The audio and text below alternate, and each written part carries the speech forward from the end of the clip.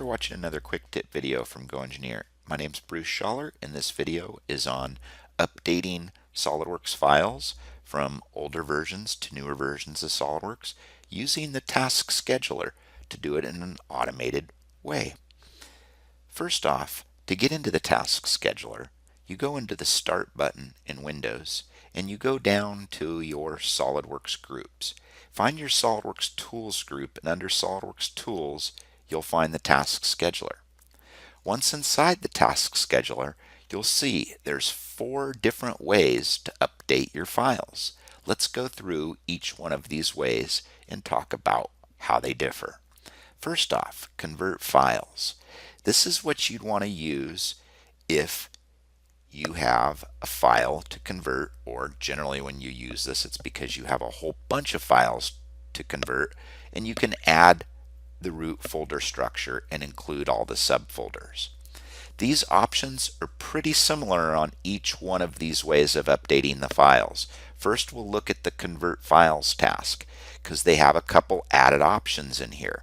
They have pre-2003 drawings with automatic update of BOM.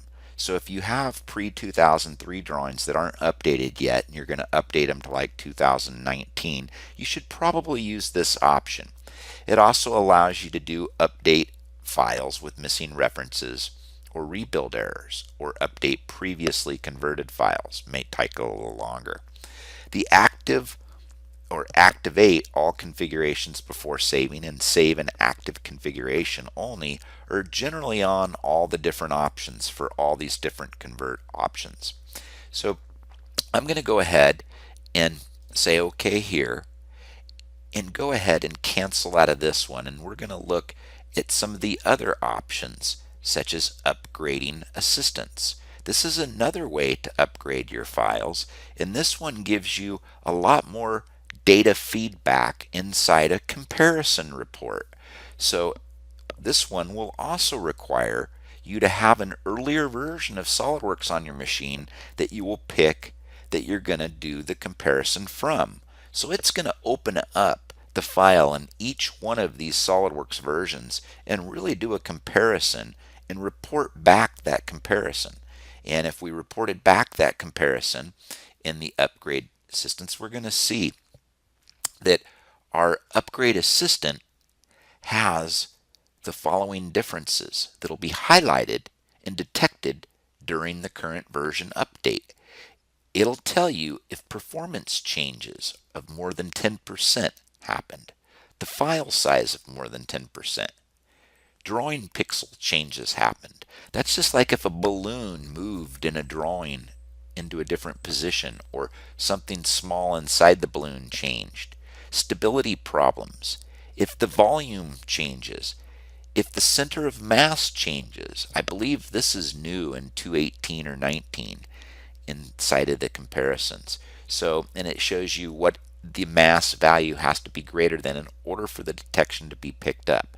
So this is probably the most detailed way of updating your files to make sure your files are going to be validated as you go forward before really opening them up and looking at them yourself. So the other way is update files, and we'd use update files again to point at a folder and take all the subdirectories or subfolders under there and go ahead and update everything at once.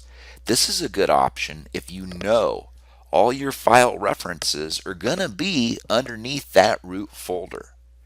If not, the next one down, update associated files, is going to be the one that you want to pick.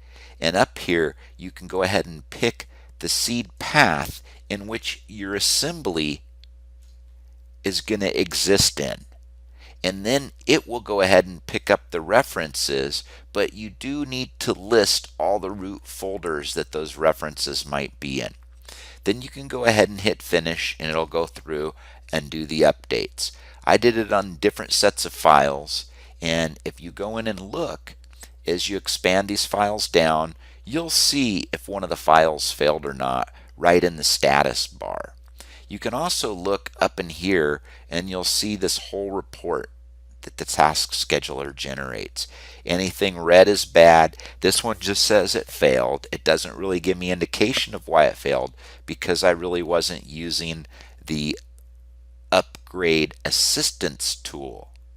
We were just using the update associated files or file update or convert. So that all reports pretty much the same thing. If I went in and looked at what some of my other stuff did, here's a file.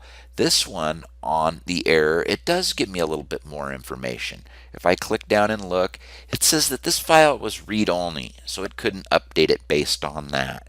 So you can see this is a really valid way of going through and updating your files in a batch mode and getting them all updated at once. Whichever method you use, that's up to you, but I certainly hope you find the use of Task Scheduler as handy as I have for updating everything at once and then moving forward with files that are fresh and ready to go. Thanks again for watching a GoEngineer Quick Tip video.